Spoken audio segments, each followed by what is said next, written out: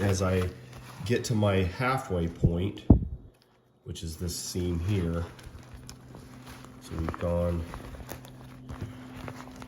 all the way down from the bottom, which is right there, and I'm carefully kind of pulling this material to make sure that nothing is stuck that's not supposed to be. If for some reason you find a part that's really stuck and there's a lot of glue, you can always get a just to dip your finger in to some cornstarch, and then you can go on the inside and then put that cornstarch powder, and that's basically going to be like a non-stick.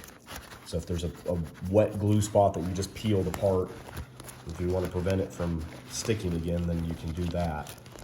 So it's always good to kind of make sure that nothing is stuck. It's a whole lot easier to get it apart while it's still wet. Otherwise, you're going to have to use maybe a tiny bit of acetone on a Q-tip, or potentially the hair dryer if it's gone for too long. If you do end up doing some acetone on a Q-tip, immediately follow up with a little bit of cornstarch and rub it over the area that you just used acetone, because otherwise if the material folds over and touches itself where it had acetone, it will bond. The acetone will make it really bond. So as you're coming up to this seam, luckily I kind of have been pretty mindful as I was approaching it, but when you get within a few inches, like right about here, you want to kind of start making sure this is going to mate.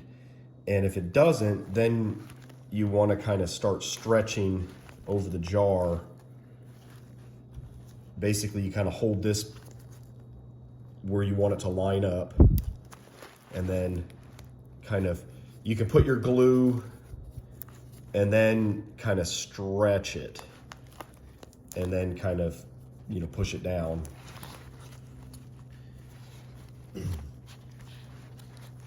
So we're going to go ahead and finish this little bit up.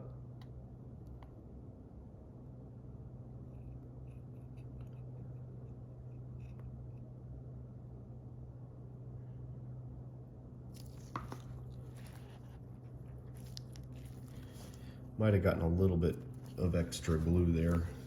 What I can do is I can take a paper towel and kind of do that to get the excess up. I can also kind of wipe with my finger, and then once it's on your gloves, you can kind of do this and it'll actually dry and flake off.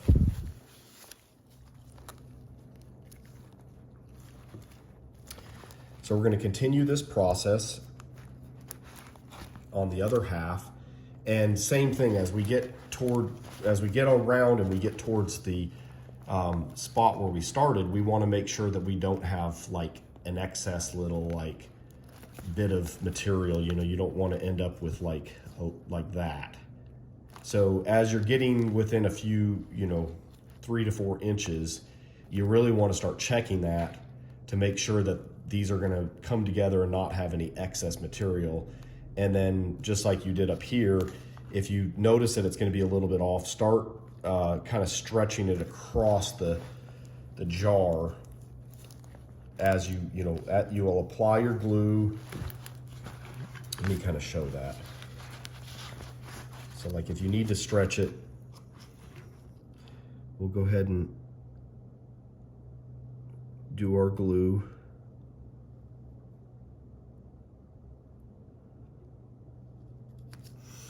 And then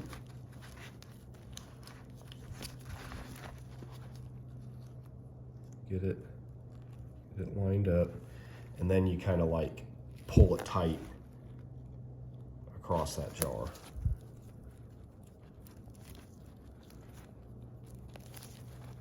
If you run into any like major discrepancy of material on one side versus the other, you can always get with us. There are some techniques where you can basically kind of cut that off, and then you'll have to put a patch over it to take up the extra.